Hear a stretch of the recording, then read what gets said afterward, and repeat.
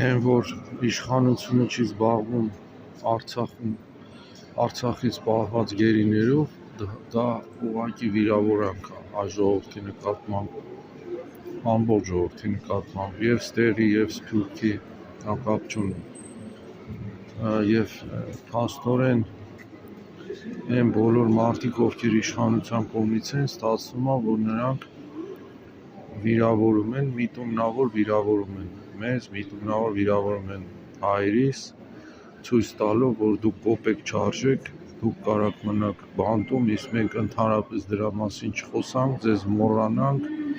և այդքանից հետո մարդիկ ուզում են մնալ իշխանության։ Սա մի երևույթ է, որը ուղղակի